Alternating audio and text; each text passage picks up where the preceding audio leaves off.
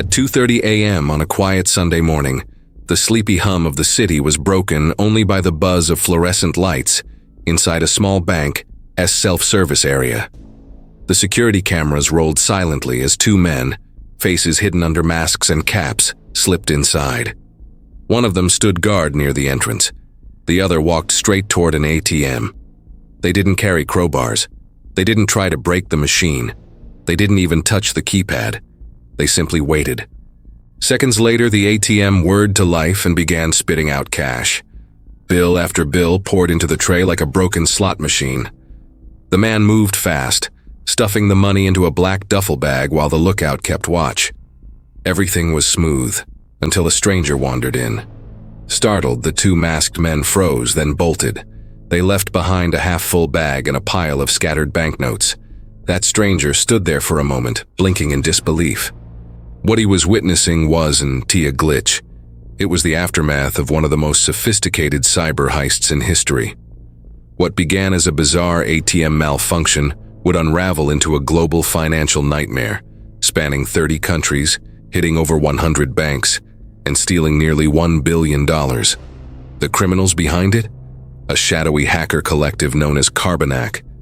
And this is their story.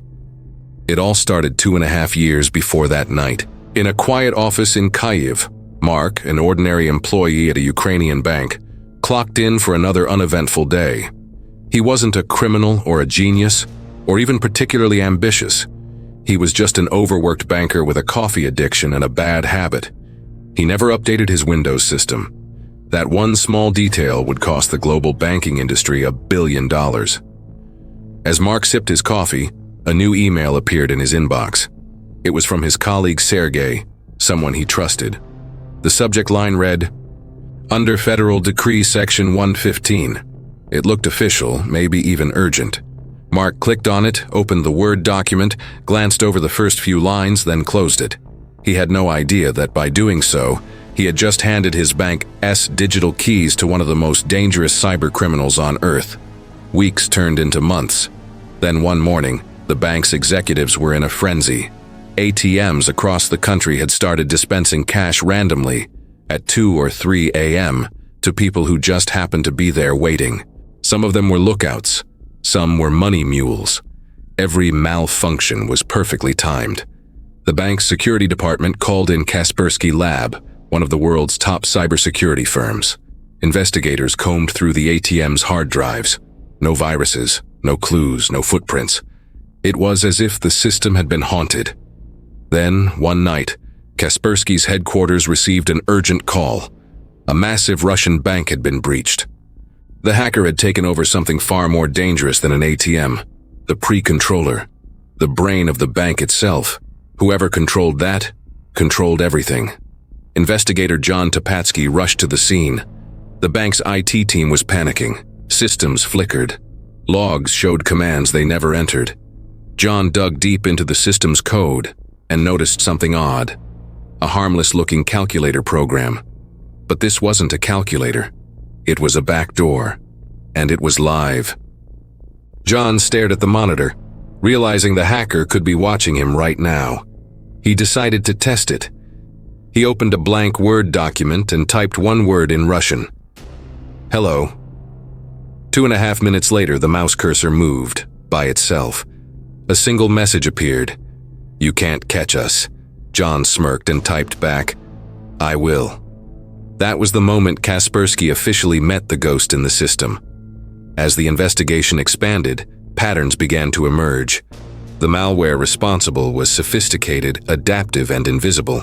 They named it Carbanak, after one of its core files.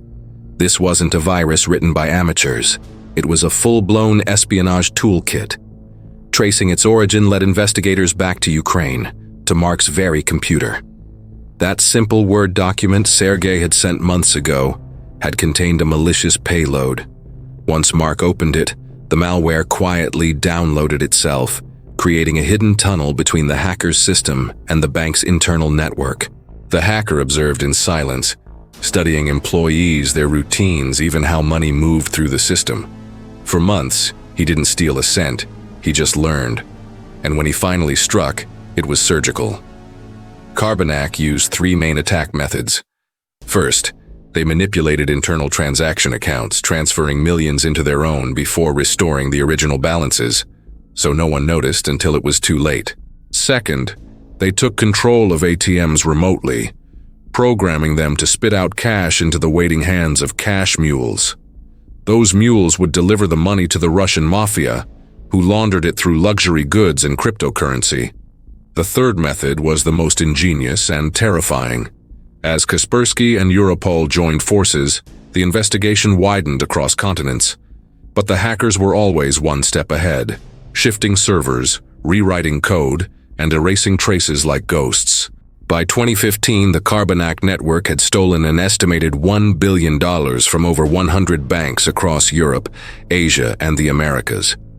They were untouchable until they made one mistake. In July 2016, they struck again, this time in Taiwan. But this time, law enforcement was ready. Over 500 police officers were mobilized within hours. Surveillance footage, ATM logs, and digital trails were cross-analyzed. Soon, 22 suspects were identified. 19 fled with the money. 3 weren't so lucky. One suspect hid a duffel bag full of cash in a public park, but when police arrived, it was gone. An old man had found it during his morning walk and taken it home.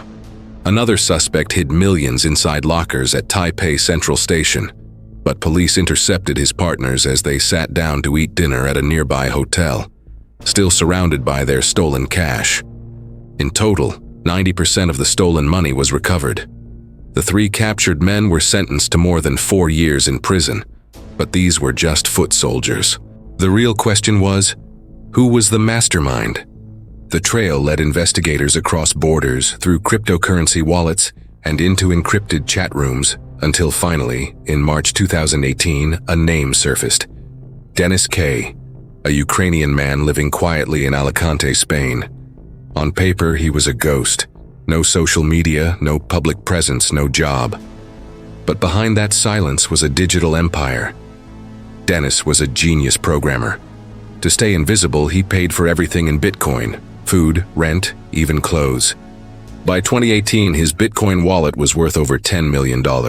Today, it would exceed $1 billion. But he made one fatal mistake. Not everything can be bought with Bitcoin. When Denis purchased a house and 2 BMWs using real cash, his anonymity cracked. Spanish police raided his home. His laptop was still running. Inside were blueprints of malware, transaction logs, and links to every major Carbanak breach. They seized $500,000 in jewelry, his cars, and all his Bitcoin. But much of the stolen billion was never found. Denis was the brain behind Carbanak, but not the only one. The network had at least 20 key members, each with a specific role: programmers, money launderers, financial experts, and insiders within the banking world. In the end, what brought down this billion-dollar empire wasn't cutting-edge technology or an elite task force. It was something as simple as one Windows update that wasn't installed.